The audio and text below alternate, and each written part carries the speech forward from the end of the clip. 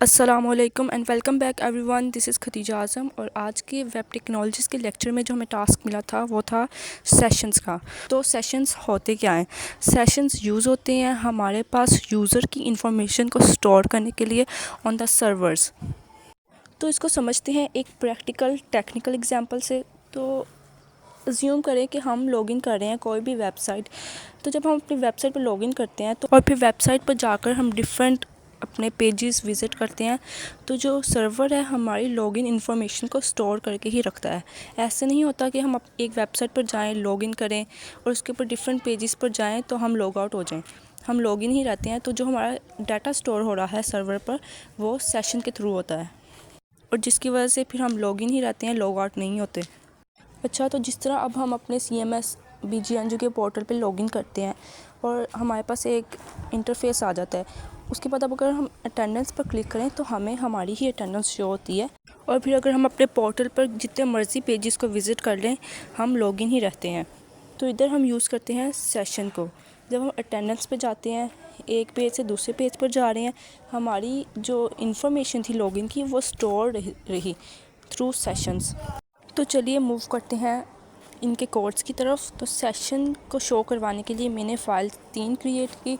एक मैंने की session.php के नाम से, एक मैंने की page2.php और लास्ट वाली मैंने की logout.php।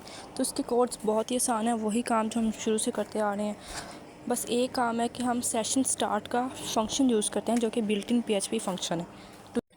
तो चलिए क्रोम पर मूव करते हैं इसकी आउटपुट देखने के लिए, और साथ जो कोड का मेन पार्ट है मैं आपको वो भी समझा दूँगी। तो इसके लिए मैंने सबसे पहले जो अपनी फ़ाइल बनाई थी वो session.php के नाम से है। मैं उसे ओपन करूँगी और जब मैंने session.php को लिखा और उसे ओपन किया तो मुझे शो हुआ पेज 1 और उसके बाद मुझे नीचे शो हुआ सेशन स्टार्टेड और यूज़र हुआ खदीजा। तो अब यहाँ पे कोड है। सेशन सबसे पहले मैंने स्टार्ट किया, फिर सेशन में मैं कहा स्टोर करवा रही हूँ, खदीजा स्टोर करवा रही हूँ, ठीक है। और फिर नीचे PHP के थ्रू मैंने सेशन को जो है वो यूज़ कर रही हूँ, एको किया है यूज़र और कॉलन लगा के $_सेशन और क्या मैं लेना चाह रही हूँ यूज़र, जो कि मैंने सेशन क्रिएट करते हुए लिखा था।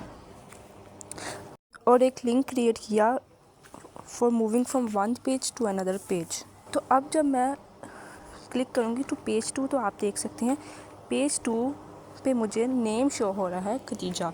तो ये हमें कैसे शो हुआ है? हमने सेशन यूज़ किया था पहले अपने पेज पर, मैंने जो है यूज़र का नाम खदीजा स्टोर करवाया था यूजिंग सेशन। तो जब मैंने दूसरे पेज पर क्लिक किया वो नाम स्टोर ही रहा और दूसरे पेज पर भी हमें खदीजा शो हुआ क्योंकि हमने सेशन यूज़ किया था। और फिर हम जब एंड सेशन पर क्लिक करेंगे, ये एक लिंक है जो कि हमने पेज 2 पर क्रिएट किया था, तो हमारे पास क्या शो होगा सेशन एंडेड, क्योंकि हमने अपने logout.php के कोड में सेशन को था वो डिस्ट्रॉय कर दिया, सेशन टर्मिनेट कर दिया और इको करवा दिया सेशन एंडेड।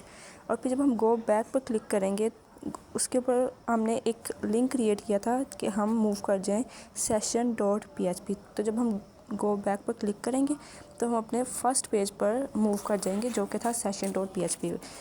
तो ये था हमारा आज का सेशन का टॉपिक, एक सिंपल सा टॉपिक था।